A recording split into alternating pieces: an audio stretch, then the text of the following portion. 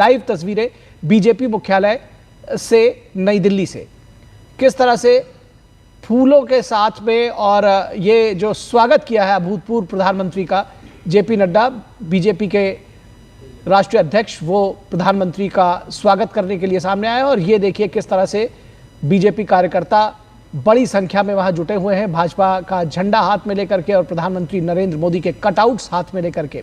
दोस्तों, एक क्वेश्चन है कि मोदी साहब इतने इलेक्शंस कैसे जीत जाते हैं।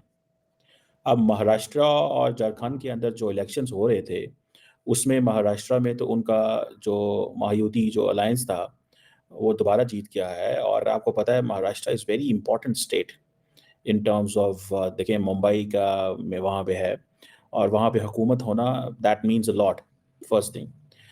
सेकेंड थिंग ये है कि आप अगर देखें कि over the period of time Narendra Modi का ने जो एक थ्योरी होती थी इनकम्बेंसी फैक्टर, उसको ख़त्म कर दिया कि मतलब एक दफ़ा आप हुकूमत में आए हैं लेकिन आप फिर पावर में आ जाते हैं दोबारा। इतना मुश्किल काम है।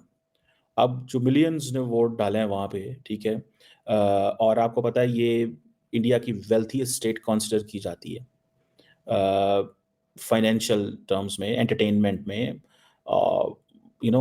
ये यहाँ पे it means that the business आने शुरू हुए महाराष्ट्र के रिजल्ट्स, और महाराष्ट्र के रिजल्ट्स ने एक बार फिर हरियाणा का रिपीटेशन दिया।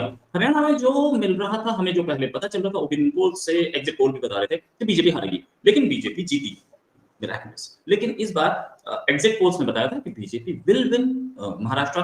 कई जगह टक्कर की टक्कर बताई जा रही थी, बीजेपी ने स्वीप किया। बीजेपी क्या, बीजेपी के अलायंस ने स्वीप किया। अभी तक बीजेपी पूरा स्वीप नहीं कर पाई है और उम्मीद भी कम है कि 145 क्रॉस कर जाएगी, लेकिन सिंगल लार्जेस्ट पार्टी है।